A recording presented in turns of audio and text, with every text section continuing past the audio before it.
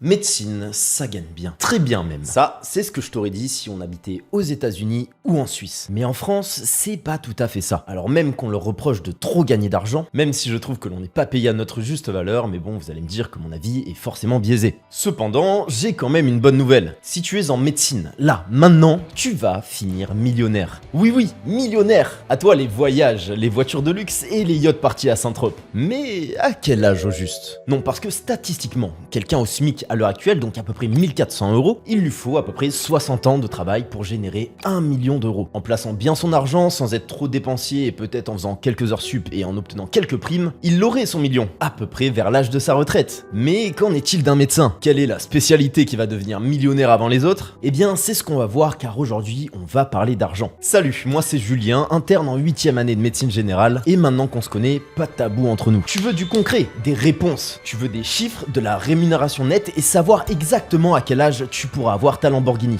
Et si tu révises entre 8 et 13 heures par jour pendant 10 ans, c'est bien au moins un peu pour ça. Non, parce que ne me fais pas dire que si les chirurgiens étaient au SMIC, tu voudrais faire chirurgien. Qui voudrait faire chirurgien même? Espèce de sale capitaliste. Non, je déconne, c'est normal. Bref, toutes ces réponses-là, je vais te les donner dans cette vidéo. Mais avant de commencer, allez, joue le jeu, commente ta spécialité et combien tu t'imagines gagner par mois une fois que tu seras médecin bien implanté dans ton travail. Car je vais forcément parler de ta spécialité, donc tu auras la réponse. Mais avant, parlons un petit peu de notre salaire pendant nos études. Je te coupe 30 secondes. Si ton classement actuel ne reflète pas ton vrai niveau, il y a une raison précise. Ce n'est pas un manque de motivation, ce n'est pas un manque d'intelligence, c'est que pour l'instant, tu n'incarnes pas encore vraiment l'étudiant que tu peux devenir. Aujourd'hui, la majorité travaille beaucoup, mais avec les mêmes schémas, les mêmes décisions et les mêmes limites. Et leurs résultats restent le même, parce que tes résultats ne sont jamais supérieurs à ton identité actuelle. Ils en sont toujours le reflet. Pour mon histoire, en première année, je voulais majorer. C'était mon objectif ultime. Et donc, chaque jour, c'est comme si j'étais déjà major de promo. Au final, je ne l'ai pas été. Parce qu'aucune partie de mon système ne me permettait encore de penser, décider et travailler comme un vrai major de promo. Par contre, cette exigence, elle m'a permis de faire ce que la majorité n'arrive pas à faire, passer du premier coup à ce concours où plus de 95% des étudiants échouent lors de leur première tentative. Alors que j'étais comme toi, si ce n'est pire, en termes de méthode et d'énergie. Et avec le recul, j'ai compris une chose. C'est injuste, mais ce ne sont pas les efforts qui changent tes résultats. C'est la personne que tu deviens. Et cette identité, elle se construit pas avec de la motivation, mais avec une structure. Une structure qui transforme qui tu es afin d'influer directement sur ta manière de penser, de décider, de réviser, de réagir sous pression et à terme de mesurer et découvrir progressivement ton niveau réel. Et c'est exactement ce qu'on construit avec nos étudiants dans la Régène. Pas qu'une simple méthode de travail, mais une transformation progressive de l'étudiant que tu es vers celui que tes résultats reflèteront enfin. Parce que le vrai risque aujourd'hui, ce n'est pas d'essayer médecine, mais de continuer à fonctionner avec la même identité et obtenir les mêmes résultats. Je te préviens, la Régène n'est pas pour tout le monde, elle est uniquement pour ceux qui savent qu'ils peuvent obtenir bien plus. Alors si tu te reconnais dans ce qui vient d'être dit, tu peux candidater via le lien en description, tu trouveras toutes les informations pour savoir si c'est adapté à ta situation, puis on pourra possiblement en discuter. Commençons en parlant de notre première à notre 3e année. Eh bien c'est simple, on est bon à rien, on est mauvais en tout, alors on gagne 0 €, et c'est très bien. Et bon, je pense que je peux enlever la blouse parce que je vais te raconter un petit peu mon histoire. Je me rappelle que quand j'étais en 2e et 3e année, donc après ma P1, j'avais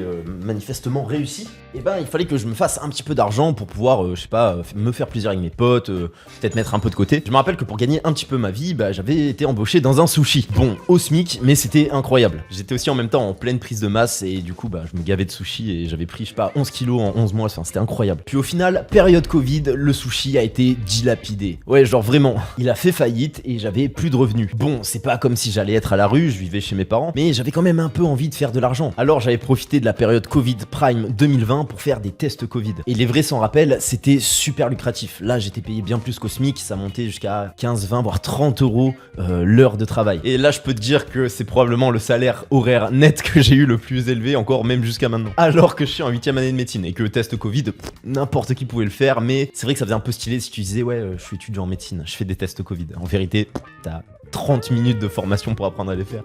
Enfin bref, mis à part si on travaille à côté, et bien sinon de ta première à ta 3e année, c'est 0 € d'ajouter dans ta cagnotte pour la Lambo. 0 € dans le Lambo Count. 4e, 5e, 6e année, tu commences à générer de la thune. Félicitations, ton Lambo Count augmente. Mais de combien au juste? Non, parce que qu'on soit clair, il va augmenter. Mais ça, c'est si on nommait le fait que tu dois acheter ton stéto, tes livres, ta prépa, ta bouffe, ton internet, ton électricité, ton logement, ton voyage, enfin ton voyage non, tu voyages pas en médecine. Non, tes transports bord. Et donc, pour que ce soit plus simple, tout au long de cette vidéo, on va simplement parler de tout l'argent généré et de combien est-ce qu'un médecin gagne en net. Et donc, de combien de temps et donc finalement à quel âge est-ce qu'il va pouvoir générer 1 million d'euros d'argent net sans aucune dépense. Et donc, en supposant que tu ne dépenses rien, sinon crois-moi que tu serais en full négatif, on va aller droit au but. 4e année, tu gagnes exactement 200 euros net par mois. Mais attention, pas le droit de te plaindre. Il y a 4 ans, c'était 2 fois moins. Ouais, dès que je suis passé externe en 4e année, ils ont revalorisé notre salaire, c'est-à-dire qu'ils ont fait littéralement x2. Et donc, on a pu passer de 100 euros net par mois à 200 euros. Grand prince. C'est-à-dire qu'en 4e année, en 1 an de travail acharné, tu vas générer 2400 euros net. Ça donne envie, hein. 5e année, on augmente, on passe à 260 euros net par mois, soit à la fin de l'année, 3120 euros net générés, et en 6e année, 320 euros net par mois, soit à la fin de l'année, 3840 euros net générés au total. Ah, et ce n'est pas tout, tu as aussi des gardes rémunérés entre 45 et 90 euros net, la garde. Et donc, supposons qu'on prenne la fourchette haute du nombre de gardes effectués sur 3 ans en tant qu'externe, on va dire que tu vas faire à peu près 50 gardes de 90 euros, et donc que tu vas générer à peu près 4500 euros au total sur tes 3 ans en plus, et bien tout cela nous fait que sur 3 ans d'externat, un externe en médecine génère un revenu net d'à peu près 13 860 euros, soit un revenu lycée de 385 euros par mois sur 3 ans. Bon, en 3 ans, à peu près 14 000 euros sur les 1000 qu'on a à faire pour notre Lambo. J'aimerais bien avoir ton avis. Parce que, ok, on est étudiant, certes, on est encore en plein apprentissage, ok, je comprends. Mais en bac plus 4 minimum, et surtout en train de se tuer après avoir passé le concours de P1 et en train de passer les EDN, et on n'apprend pas à dessiner, on apprend à soigner des gens. Eh bien, je te laisse me dire en commentaire si tu trouves que c'est honnête. Allez, n'aie pas peur et ne te laisse pas biaiser par l'avis général ou par les répercussions, on est là pour débattre. En estimation, si on prend en compte la valeur des actes et la main-d'œuvre, un externe pourrait générer environ entre 20 000 et 30 000 euros pour l'hôpital sur ses 3 ans d'externat. Donc, un externe en médecine est rentable pendant sa formation. En quelque sorte, on peut dire qu'un externe est rentable pour l'hôpital pendant sa formation. Bref. Parce que oui, alors même que l'on paye des impôts sur notre propre salaire, on est quand même rentable durant notre formation. De l'externat à l'internat, on est les seules études où on génère plus d'argent que ce qu'on en coûte pour être formé en France. Enfin bref, de ta 7e à ta 10e année, tu passes interne et tu as enfin un salaire décent. Enfin pardon, j'ai dit 10e année minimum, mais ça peut monter jusqu'à ta 12e année maximum, si tu fais de la chirurgie par exemple. Dans tous les cas, tu step up encore, et cette fois un petit peu au-dessus du SMIC, let's go. Mais... attends... pas supérieur au SMIC horaire? Ah, ok. C'est dur de pas prendre parti quand même. Eh oui, faut pas abuser, car en moyenne, un interne travaille 59 heures par semaine, soit 11 heures de plus que le maximum légal autorisé de 48 heures. Avec, pour les plus flemmards d'entre nous, les moins travailleurs, un minimum de 42 heures par semaine. Ouais, les médecins légistes, les psychiatres, là, on vous voit, hein, sans parler de ces filous de médecins du travail. Et pour les plus gros bosseurs, une moyenne allant jusqu'à 82 heures par semaine. Et les gars, c'est une moyenne, c'est-à-dire que ça peut être plus. Je ne sais pas si on se rend compte d'à quel point c'est colossal. Petite comparaison, il y a 168 heures dans une semaine. C'est-à-dire que pour les neurochirurgiens, près de la moitié de leur temps de vie dans une semaine est consacré à être à l'hôpital. Ce qui leur donne tristement par la même occasion le pire salaire horaire avec une rémunération nette s'élevant à 3,85 euros par heure. Je te rappelle que si ton papy fait un AVC, c'est lui qui va s'en occuper. Avec probablement, je sais pas combien d'heures de sommeil de dette, vu le nombre d'heures de travail. Ce qui donne à peu près les taux horaires suivants, selon le site Egora qui a enquêté dessus. Parce qu'un interne en médecine en 7e année, ça gagne approximativement 1650 euros net par mois. C'est genre le salaire minimum. Sur 12 mois, ça nous fait un salaire fixe de 19 800 euros net en 7e année. Mais bon, je te rassure, on progresse petit à petit, parce qu'un interne en fin d'internat, c'est-à-dire en 10e, voire en 12e année, eh bien, peut toucher approximativement jusqu'à 2300 euros net par mois, hein, bien sûr, soit à peu près 27 300 euros par an. Ce qui, pour nous simplifier la tâche de calcul, si on lisse tous nos salaires du début jusqu'à la fin de l'internat, nous donne approximativement 2000 euros par mois. Si tu fais 4 ans d'internat, comme les spécialités cardiologie, neurologie, néphrologie, médecine générale, car oui, maintenant la médecine générale est passée à 10 ans, bref, la plupart des spécialités médicales, ça fait approximativement 96 000 euros sur les 4 ans d'internat. Et les spécialités chirurgicales, qui elles sont à 6 ans du coup, auront généré 144 000 euros en 6 ans d'internat. Net. Mais il manque un facteur important, les gardes. Chaque spécialité n'a pas le même nombre de gardes. Tu t'imagines bien qu'entre un urgentiste et un médecin du travail, c'est pas la même. Ce qui nous donne un spectre assez large de entre 20 et 350 gardes tout au long de l'internat. Comme je l'ai dit, 20 gardes c'est plutôt santé publique, médecine du travail, tout ça. 300 à 350 gardes, c'est tout ce qui est anesthésie-réanimation, les spé chirurgicales, les urgentistes, etc. Les gardes sont approximativement payés entre 150 et 250 euros par mois, ce qui est une échelle encore un petit peu haute. Et donc on va arrondir à 200 euros par garde pour que ce soit plus simple. Et là, on va alors classer les spécialités en 4 tranches.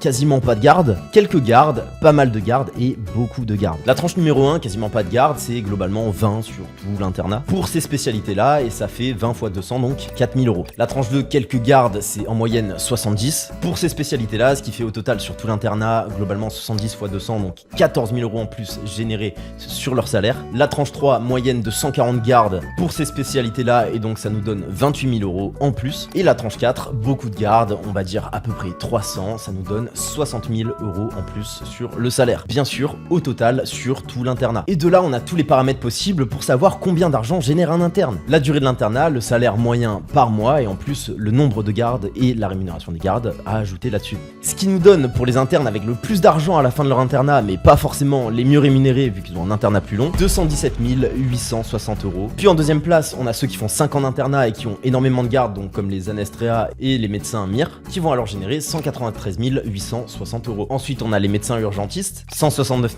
860 euros. Puis pour cardio, radio, onco, on est à 161 860 euros. Pour la majorité des spécialités médicales, on est approximativement à 137 860 euros. Pour celles qui font un peu moins de garde, on est alors à 123 860 euros. Ce qui nous donne au total plusieurs tranches de revenus par spécialité, de l'externat jusqu'à la fin de l'internat. On a donc tous les paramètres pour estimer nos revenus totaux du début de l'externat jusqu'à la fin de l'internat. Combien d'argent on génère quand on est externe, la durée de notre internat et le salaire moyen par mois en net durant l'internat, le nombre de gardes par spécialité et le salaire net par garde. Ce qui nous donne alors plusieurs tranches. En premier, ceux qui ont généré le plus d'argent mais pas forcément les mieux rémunérés, parce qu'ils ont une spécialité plus longue et parce qu'ils travaillent beaucoup plus, tout ce qui est spécialité chirurgicale avec chirurgie viscérale, orthopédiste, plastique, etc., qui auront généré durant leur internat garde plus salaire à peu près 204 000 euros sur 6 ans, avec du coup l'ajout des 13 860 euros net quand t'es externe, et ce qui donne alors 217 860 euros externat plus internat compris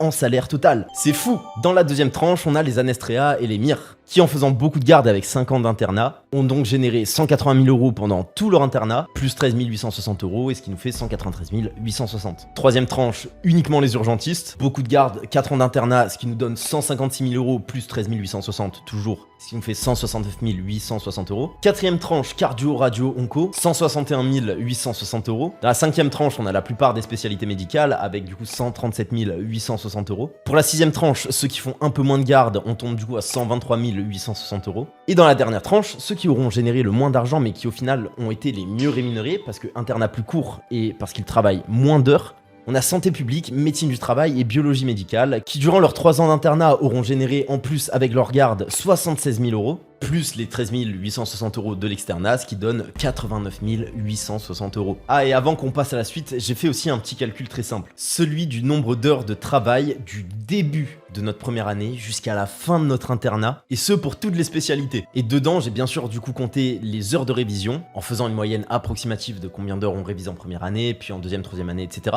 Et au final, on tombe donc sur le nombre d'heures totales de travail, tout confondu à fournir avant d'être médecin. Et ce pour chaque spécialité, je vous mets du coup les screens à l'écran. Et donc du coup, j'ai aussi supposé combien est-ce qu'on pourrait gagner si on était payé 10 euros net à la fois réviser et à la fois être en stage. Et bien du coup c'est assez simple, j'ai juste fait un x10 sur le nombre d'heures et on tombe sur ces valeurs là. Un neurochirurgien aurait pu être payé 441 358 euros, ce qui nous ferait un salaire net mensuel approximatif de 6129 euros si jamais on était payé 10 euros. Puis après je te mets tous les screens à l'écran de toutes les spécialités. Et dernier calcul que je me suis amusé à faire, c'est du coup l'inverse. Quel salaire on aurait en net par mois lissé sur toutes nos années d'études, de notre première à notre dernière année d'internat pour tout, c'est-à-dire nos heures de révision et nos heures de stage. Et pour les spé chirurgicales, on tombe à 1415 euros par mois, soit 5,5 euros de l'heure. Puis après, je vous mets les autres screens des spécialités, jusqu'aux spécialités les moins rémunérées pour heures de révision et heures de stage en plus, avec lesquelles on tombe du début jusqu'à la fin de l'internat à 948 € par mois. Bon, bien sûr, c'est hypothétique, c'est encore une fois si on était payé pour réviser, et ça nous ferait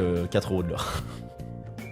Bon, on a nos salaires par spécialité du début jusqu'à la fin de nos études. Et maintenant, pour continuer et déterminer à quel âge est-ce qu'on va devenir millionnaire, eh bien, on a deux voies possibles. Celle du salariat, donc travailler à l'hôpital public, et celle du libéral, celle de l'entrepreneuriat. Et on va commencer par le salariat. On va commencer par celles qui vont être millionnaires en dernière, alors qu'elles finissent leur internat avec un capital de 123 860 €, alors qu'elles sont payées 3 200 en début de carrière et qu'elles peuvent augmenter jusqu'à 6 000 maximum au fur et à mesure des échelons. Les spécialités comme santé publique, médecine du travail, biologie médicale, génétique ou encore médecine légale auront alors besoin d'à peu près 17 ans et demi après leur internat pour être millionnaires. Et en commençant à 28 ans, c'est-à-dire si elles n'ont jamais redoublé, s'il n'y a jamais eu d'année de césure ou quoi, ça les ferait devenir millionnaires entre 45 et 46 ans. En 7ème position, on a tout ce qui est médecine générale et hospitalière, avec un capital de départ de 137 860 € et un salaire moyen de 4 800 € par mois. En démarrant à 28 ans, il leur faudrait à peu près 15 ans pour devenir millionnaires, et donc ça les ferait devenir millionnaires à 43 ans. En avant-dernière position, on a toutes les spécialités médicales, que ce soit médecine générale, hospitalière, psychiatrie, cardio, neuro, pédiatrie, bref tout ça, avec tous un salaire relativement similaire pour un praticien hospitalier bien sûr, c'est-à-dire un début à peu près 3200 et une fin à globalement 6500 et avec quelques gardes en plus. Il leur faudrait globalement entre 13 et 15 ans pour devenir millionnaire, qui les ferait devenir millionnaires à peu près entre 42 et 43 ans. Suivi de près en 3ème position par toutes les spécialités chirurgicales, qui seront aussi à 3200 € net par mois au début de leur activité, et qui pourront aller jusqu'à 6700, et ce sans compter les gardes, à qui il faudra en moyenne entre 11 ans et demi et 12 ans pour être millionnaire, et avec un début d'activité à 30 ans vu que c'est l'internat le plus long, ça leur fait alors en moyenne un premier million entre 41 et 42 ans. En 2ème position, on a les Anestrea et les MIR, qui vont toucher entre 3200 en début d'activité, pareil, et jusqu'à 7800 en fin d'activité, et ce sans les gardes, c'est-à-dire qu'avec beaucoup de gardes, on pourrait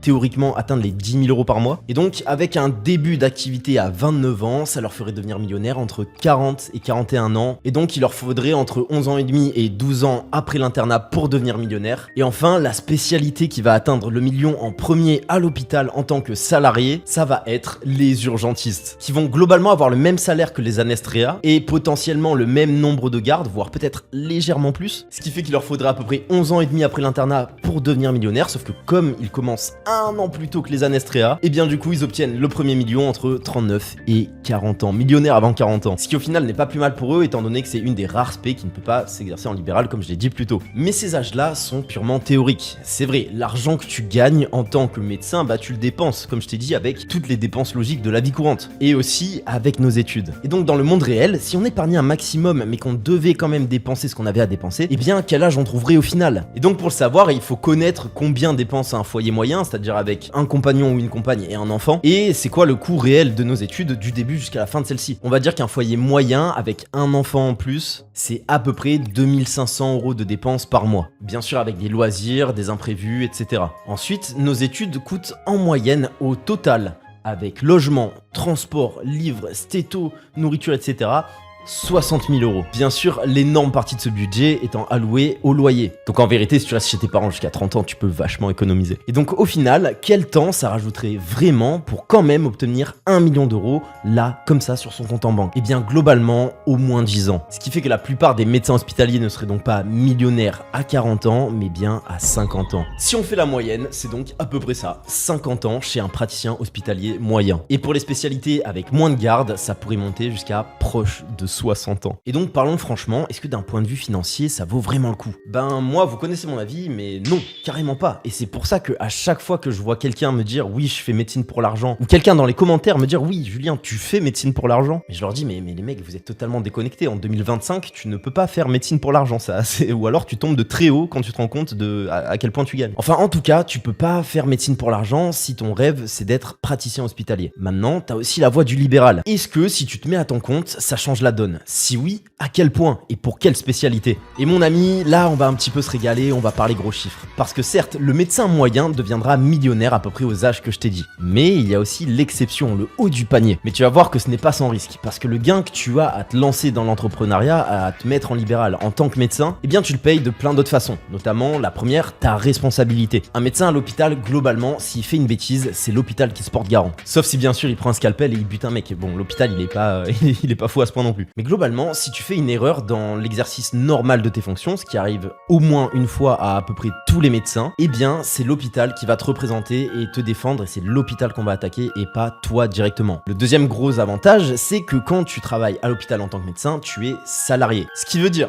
congé payé, prédictabilité des revenus et une comptabilité bien plus facile à tenir. Tu reçois ton salaire et c'est tout. Si t'arrive quelque chose, si tu dois te mettre en arrêt maladie, pareil, tu as des frais qui rentrent quand même. Et puis troisièmement, quand tu es médecin à l'hôpital, tu es exempté de payer ton matériel. Ordinateur, outils pour la pratique, que ce soit le matériel de suture, scalpel, compresse, bref, n'importe quoi qui peut te servir dans ta pratique. Et je t'assure que ça coûte très cher, mais aussi sa main d'œuvre, parce que à l'hôpital, tu as des infirmiers, des infirmières, des aides-soignants, des aides-soignantes, et aussi des internes. Donc tu as plus de main d'œuvre, et cette main d'œuvre là, tu ne la payes pas. Et donc tout ça, en tant que médecin libéral, ça te fait une charge de travail supplémentaire qui n'est quelque part pas rémunéré. Quand tu dois faire ta comptabilité, t'es pas payé à la faire. Quand tu dois commander ton matériel non plus. Quand t'es médecin libéral, tu n'es payé que quand tu vois des patients. Mais il y a toute une partie du métier où tu ne vois pas de patients mais que tu dois quand même faire. C'est obligatoire. Et ça, on n'en parle pas assez. Mais pour autant, être en libéral, ça peut quand même valoir le coup. Pour la liberté que ça te propose, certes, mais aussi du coup pour la rémunération. Et parce que chaque salaire de chaque médecin, de chaque spécialité est forcément soumis à des variations qui dépendent de trop de choses. Temps de travail, comment tu cotes, où t'es installé, quelle est ta spécialité ou ta surspécialité bien sûr. Ce que je vais te proposer, c'est alors 3 classements. Le salaire minimum en libéral que tu peux espérer en travaillant tranquillement. Puis ensuite, le salaire moyen maximum en libéral, c'est-à-dire pour quelqu'un qui se tue à la tâche en moyenne. Et enfin, et ça je sais que ça va t'intéresser, le salaire maximum théorique en libéral en fonction de ton type d'activité. Parce qu'il y a des actes qui sont mieux cotés que d'autres et que si jamais tu te spécialises et que tu fais que ces actes-là, et ben bien sûr, ça peut être super lucratif. Mais on va commencer. Les 3 dernières spécialités en rémunération nette minimale en libéral et bien sûr en mensuel sont la santé publique, la médecine du travail et la MPR avec des salaires allant entre 3500 et 4000 euros minimum. En tant que médecin généraliste, allergologue mais aussi gériatre, on peut aussi toucher les 4000 euros. C'est à peine plus pour l'endocrinologie mais aussi la médecine vasculaire et la médecine interne qui peuvent du coup espérer 4500 euros net par mois en minimum, ce qui donne pour toutes ces spécialités le million à peu près 43 à 45 ans. Un peu plus haut dans le classement, on a ensuite la dermatologie, la pneumologie et la cardiologie. Le minimum que tu puisses te faire là, il est plutôt entre 5 et 6 000, ce qui te donne le million plutôt aux alentours des 41 à 43 ans. Ensuite, on a la gastro-entérologie, l'anesthésie-réanimation et les ORL qui eux font plutôt 6 000 euros par mois minimum et ils atteignent le million à peu près vers 40 ans. Puis ophtalmo, urologie et chirurgie, eux c'est plus aux alentours de 7 000 euros, ce qui leur fait le million vers 39 ans. Encore une fois, ces salaires-là sont le minimum possible quand tu travailles vraiment très peu, que c'est chill et que t'es en début de carrière. Puis en top 3, on a la chirurgie viscérale, 8 000 euros par mois sans trop se fouler et ça nous fait un million à 38 ans. En deuxième place, les chirurtos avec un salaire en libéral facilement atteignable de 10 000 euros par mois, ce qui donne le million à peu près 36 ans et demi. Et en première place de salaire minimum, nous avons ces bons vieux radiologues avec un salaire minimal de 12 000 euros par mois, ce qui leur fait le million sans trop se fouler à 35 ans. Maintenant, on va voir le salaire moyen haut, c'est-à-dire si tu fais un peu plus d'heures, si tu cotes un peu mieux tes consultes et que tu optimises un peu tout ça. On retrouve à la dernière place les 3 mêmes spécialités, santé publique, médecine du travail et MPR. Sauf qu'avec ces spécialités, on pourrait toucher entre 5 et 7 000 euros par mois, mais ça ferait un million à peu près à 41 ans. Pour toutes les spé qui se trouvent au milieu du classement, en travaillant un peu plus et en cotant un peu mieux ses actes, on peut pour chacune d'entre elles ajouter entre 2 et 4 000 euros par mois assez aisément. Ce qui fait du coup pour entre 7 et 10 000 euros par mois, 1 million aux alentours de 39 à 40 ans. Mention spéciale à la médecine générale avec un salaire moyen haut à peu près à 9 000 euros par mois, ce qui d'expérience est quand même relativement atteignable. Si jamais tu gères bien ton flux de patients, tu sais bien coter, ça se fait quand même plutôt bien. En 10e et 9e place, on a respectivement dermato et cardio avec à peu près 10 cas par mois, ce qui leur fait 1 million entre 38 et 39 ans. En 8e et 7e place, on a ORL et gastro-entérologues qui eux peuvent avoisiner les 12 000 euros, ce qui leur fait 1 million aux alentours de 37 ans. 6e, 5e et les 4e places, on a urologie, chirurgie viscérale et ophtalmo, qui avec un salaire moyen haut de 15 000 € par mois, obtiennent du coup tous le million à peu près vers 36 ans. Et en top 3, on a les anesthésistes, cette fois, qui avec 15 000 € par mois, mais un internat légèrement plus court, arrivent à gratter le million à 34 ans et quelques. Et puis top 2 et top 1, vous connaissez, chirurto et radio. Là, on peut avoisiner du 20 000 € par mois, et donc faire un million vers 34 ans. Plutôt sympa pour le Lambo Count finalement, radio. Et on passe finalement au dernier classement, le 3e, celui des salaires théoriques maximaux, c'est-à-dire tout ce qui est surspécialité, activité très niche, avec des cotations bien plus élevées. Bon, il faut savoir que ça concerne une minorité des médecins, mais vous allez voir qu'on peut quand même pas mal s'en sortir, et même en tant que MPR, étant donné qu'on peut toucher jusqu'à 11K par mois, ce qui fait un million à 35 ans. Pédiatrie, infectiologie, si tu codes bien, pareil, ou que tu te surspécialises, tu peux avoisiner les 12 000 € par mois. Ça fait le million relativement confortablement à 35 ans. On a ensuite l'endocrinologie et la médecine interne qui se défendent vraiment pas mal et qui peuvent avoisiner le million vers 34 ans avec un salaire maximum théorique de 14 000 €. Suivi ensuite de très près par la médecine vasculaire avec tout ce qui est Doppler et sclérothérapie, ça marche super bien. Vous savez, les petites interventions qu'on fait sur les varices là, c'est plutôt pas mal coté. Avec un salaire maximum théorique de 15 000 € par mois pour un million vers 33 ans et quelques. Tout comme l'hématologie, la néphrologie, mais aussi la neurologie. Néphro, ça va être tout ce qui est dialyse, etc. Ça paye super bien d'ailleurs, je pense que ça paye même plus que ça. Neurologie par contre, pour atteindre un tel salaire, il faut vraiment y aller, il faut multiplier tout ce qui est examens comme les EMG, les électroencéphalogrammes, bref, des examens qui sont quand même assez prenants en temps et en énergie. Ensuite, on a la rhumato, pareil 15K par mois, tout ce qui est échographie, infiltration intra-articulaire, ça paye bien aussi. C'est un geste super courant, relativement rapide, sans risque, et vu que c'est un geste de spécialiste, ben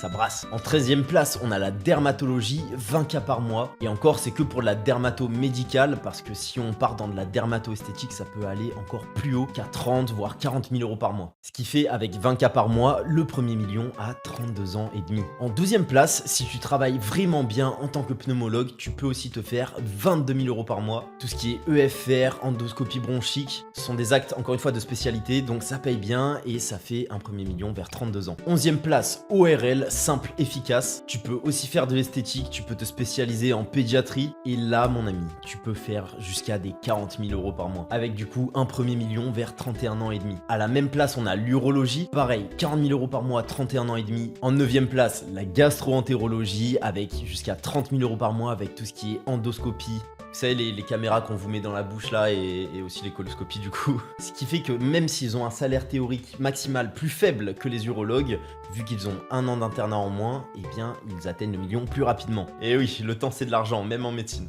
8e place, chirurgie viscérale, 50 000 € par mois. Tu peux faire des grosses opérations, du bariatrique aussi. Vous savez, les opérations où on coupe un bout d'estomac pour le rendre plus petit et donc couper un peu plus la faim. Et donc pareil, 1 million vers 31 ans. 7e place, les gars, les ophtalmos, ils peuvent monter jusqu'à 60 000 € par mois. Je vous dis pas tout ce qui est cataracte, l'opération la plus pratiquée en France. Ça peut y aller à la chaîne, c'est super rapide. Ce qui nous fait le premier million à 31 ans. En 6e position, les cardiologues, qui pareil gagnent un peu moins que les ophtalmos, 35 000 € par mois en maximal théorique. Encore une fois, bien sûr, il y a des exceptions qui font plus. Tout ce qui est rythmologie, échographie en 3D, voire même la coronarographie, ça leur ferait un million théorique à 31 ans, étant donné qu'ils ont un an de moins d'internat, comparé par exemple aux ophtalmos. Là, les gars, on rentre dans du lourd, on rentre dans le top 5 avec chirurgie plastique.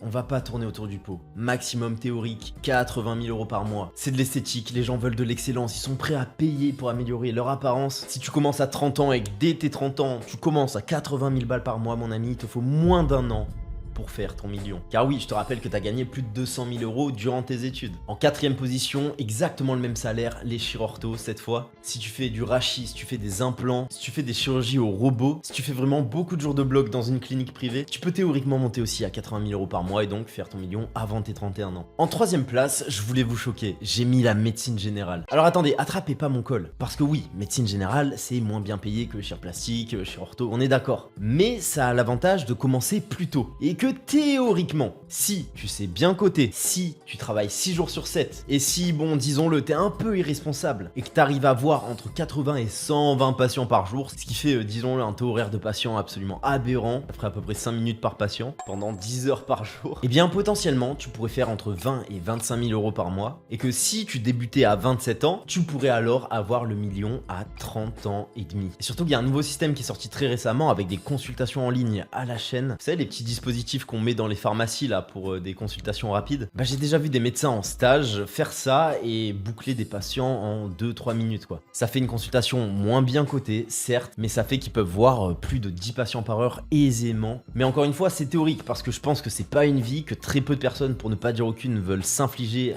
une telle charge de travail, que voir autant de patients par jour, on n'est pas loin de l'impossible, parce qu'il suffit d'un patient qui soit plus grave que les autres et qui prenne plus de temps et ça retarde tous les autres, mais aussi parce que l'internat ne finit plus au bout de 9 ans mais bien maintenant de 10 ans, ce qui le ferait remonter dans le classement étant donné que le premier million serait atteint vers 32 ans je dirais. Mais je voulais vous choquer et je vous l'ai dit, théoriquement avec un salaire maximum, on pourrait être millionnaire en médecine générale vers 30 ans et demi. Enfin on a notre top 2 avec l'anesthésie, 50 000 € par mois, tu commences à 29 ans, clinique privée, bon ça va te demander 70 à 90 heures de travail par semaine, mais à ce niveau là, 30 ans et demi pareil, tu fais ton million et t'es tranquille. Et en première place les amis, les indétrônables, les radiologues, qui dans un gros centre de radiologie bien fat avec beaucoup de patients pourraient toucher théoriquement jusqu'à 70 000 € par mois, ce qui en comptant l'argent généré pendant nos études ferait 1 million à simplement 30 ans tout pile. Encore une fois, pour une activité extrême, pour même pas 0,1% je pense des médecins, mais théoriquement,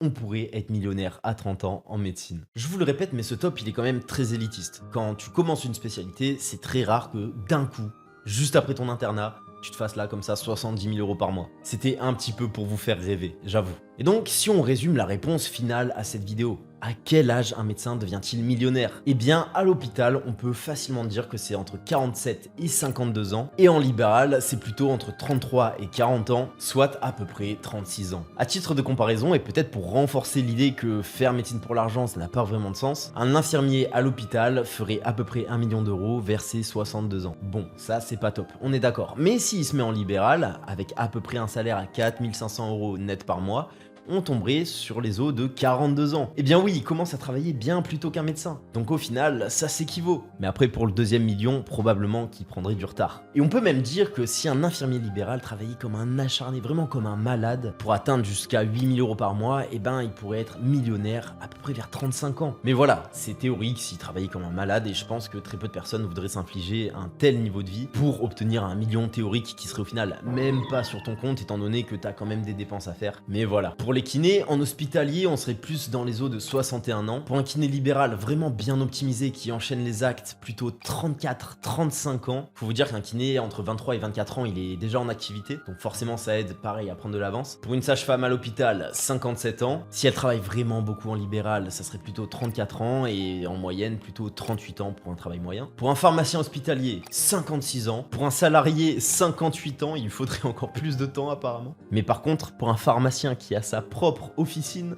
en fonction de la taille de l'officine et du coup de son chiffre d'affaires qui, bien sûr vous l'entendez, pourrait être très variable, on serait entre 12 et 4 ans pour générer le premier million, donc être millionnaire entre 30 et 38 ans. Après bien sûr, il faut le coût de la pharmacie, et souvent ça tombe pas du ciel, à part si t'as un héritage. Et je finirai avec nos némésis de toujours, les dentistes qui débutent leur activité à 25 ans. S'ils restent à l'hôpital, je pense que c'est la pire erreur du monde.